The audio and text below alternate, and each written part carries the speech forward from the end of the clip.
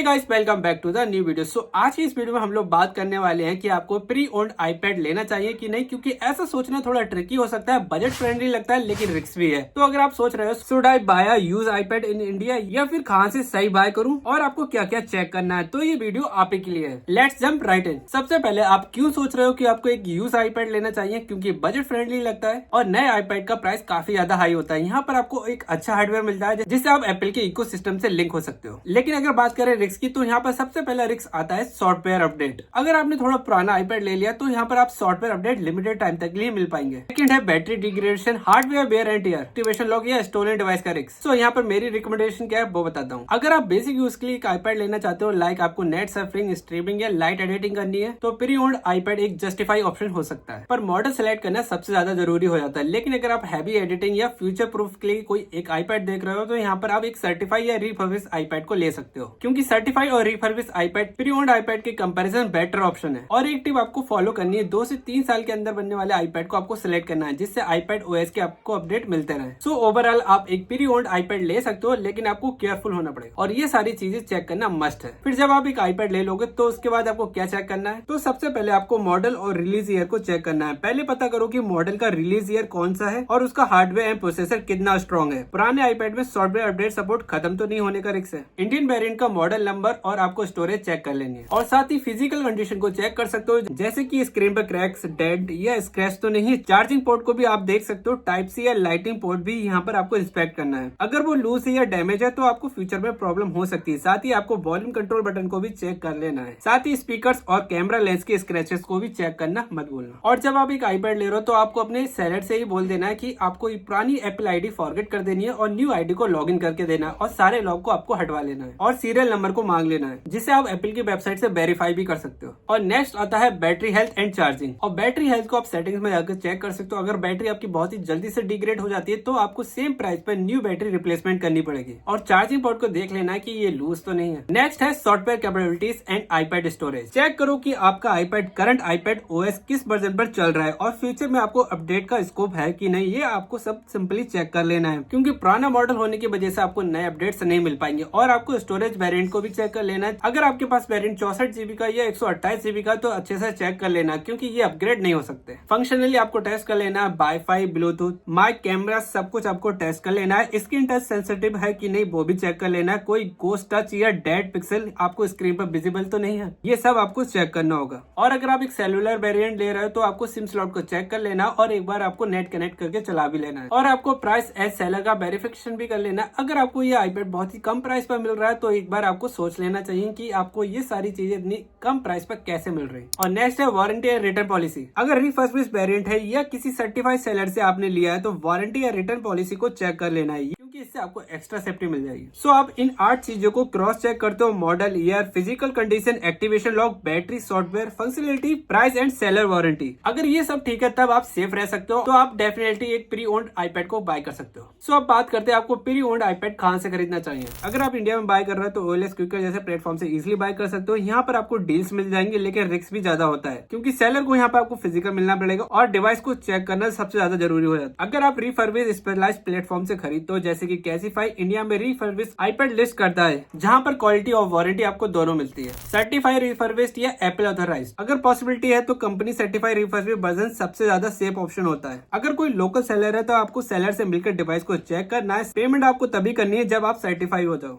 Online deal हो तो seller का रिव्यू चेक कर लो और वारंटी एंड रिटर्न पॉलिसी सबसे पहले पढ़ लो। रिसिप्ट और ओरिजिनल बॉक्स, सीरियल नंबर को वेरीफाई करना मत भूलना। सेफ पेमेंट मेथड को आपको सिलेक्ट करना है। Avoid cash transfer before device check. Margin realistic है कि नहीं, बहुत ज्यादा डिस्काउंट पर मिल रहा है तो थोड़ा सस्पिशियस हो सकता है। सो दोस्तों, ये था प्री ओन्ड आईपैड का लेने का फुल गाइड। तो इस वीडियो देख के आप इजिली पता लगा सकते हो आपको कहां से बाय करना चाहिए और कौन कौन सी चीजें चेक करना चाहिए। तो ये वीडियो पसंद आई हो तो लाइक कर देना और इसी तरह के टेक एंड टिप्स के बने रहने के लिए फॉलो कर लेना।